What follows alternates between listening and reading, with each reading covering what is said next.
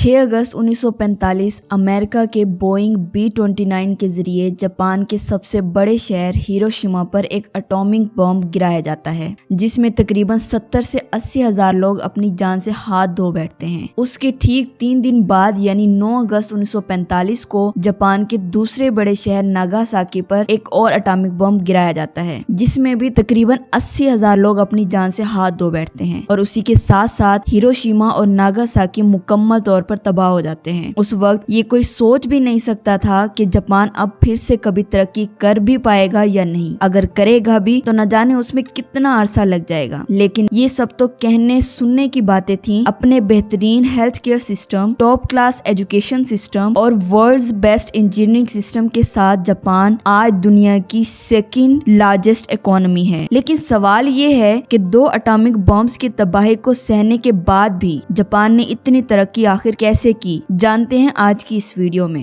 That bomb has more power than 20,000 tons of TNT, of obeying international laws of warfare.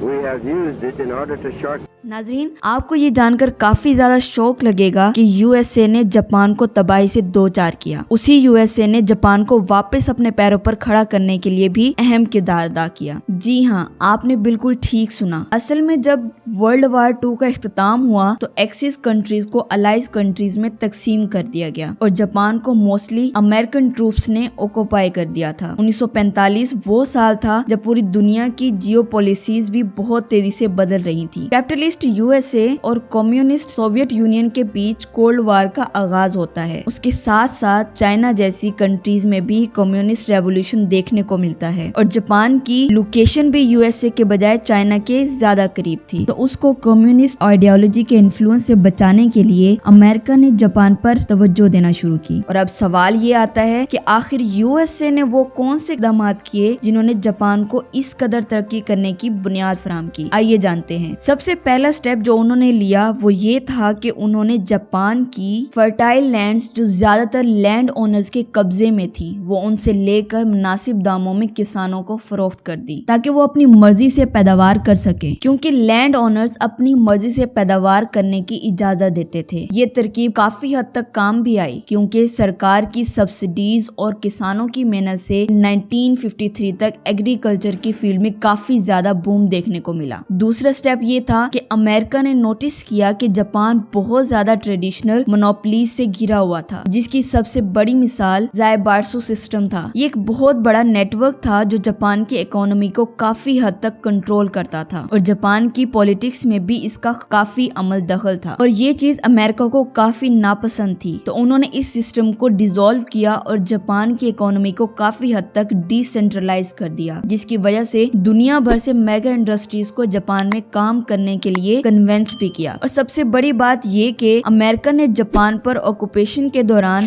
$1.9 billion की add भी दी और जब industries ने काम करना शुरू किया तो उनकी एक्सपोर्ट्स को अमेरिका ने काफी हद तक टैक्स फ्री करने पर जोर दिया। और इस दौरान यानी 1946 टू 1954 तक शिगेरू योशिदा जापान के प्राइम मिनिस्टर रहे थे और जापान की तरक्की में उनका बहुत ज्यादा किरदार है। उनकी पॉलिसीज को योशिदा डॉक्ट्राइन भी कहा जाता है। उन्होंने जापान के अमेरिका के साथ ताल्लुकात बेहतर बनाने पर भी जोर दिया। नाज़रीन, वर्ल्ड वार 2 के दौरान जापान की बहुत सी इंडस्ट्रीज तबाह हो जाती हैं, जिनकी वजह से नई इंडस्ट्रीज को लेटेस्ट टेक्नोलॉजी के साथ काम शुरू करने का मौका मिलता है, जिसकी वजह से इंडस्ट्रीज की प्रोडक्टिविटी बढ़ती है और उनकी एक्सपोर्ट्स में इजाफा होता है और उन एक्सपोर्ट्स को फास्टेस्ट डिलीवर करने के लिए ह्यूज शिप्स मैन्युफैक्चर किए जाते हैं ताकि जल्द अज जल्द उनको कंज्यूमर तक पहुंचाया जा सके। 1964 तक आते आते उनकी एक्सपोर्ट्स 15% तक के एनुअल रेट से ग्रो करती हैं। 1972 तक जापान दुनिया की तीसरी बड़ी मौशियत बन जाता है। जापान की industries ships building, television, camera, steel, textiles और ऑटोमोटिव जैसी फील्ड्स में ग्रो करती हैं। जापान की तरक्की में अहम किरदार उस पर लंबे अरसे तक हुकूमत करने वाली लिबरल डेमोक्रेटिक पार्टी का भी है, जिसका मकसद प्रो बिजनेस होना था। जापान की एजुकेशन सिस्टम और हाई लिटरेसी रेट ने भी जापान की तरक्की में अहम किरदार अदा ادا کیا تھا. اور سب سے بڑی بات یہ ہے کہ جاپان کا job system life time guarantee پر مشتمل ہے، جس سے جاپان کی کمپنیز کے پاس ایکسپیرینسڈ ورک فورس کی سپورٹ حاصل رہتی ہے. ان سب کوششوں سے جاپان کی جی ڈی پی میں ہر سال 9% کی گروتھ دیکھنے کو ملتی ہے اور انفلیشن کا ریٹ 3% تک ہی محدود رہ گیا تھا. ان امپلائمنٹ بھی 3% تک محدود ہو گئی تھی. جاپان کی سکسیس کی یہ کہانی یو ایس اے کی ایڈ کے ساتھ ساتھ وہاں کے لیڈرز اور وہاں کے لوگوں کی محنت کا نتیجہ بھی ہے. اور اس سکسیس کے پیش نظر جاپان کے شہر ٹوکیو میں 1964 اولمپک گیمز منعقد کروائے جاتے ہیں، جو جاپان کی گلیمرس سکسیس کا منہ بولتا ثبوت ہے. ناظرین، آج کی ہماری یہ ویڈیو آپ کو کیسی لگی کامنٹ سیکشن میں ضرور بتائیے گا. خوش رہیں، خوشیاں بانٹتے رہیں اور ہمارے چینل کو لائک، شیئر اور سبسکرائب کرتے رہیں. اللہ حافظ.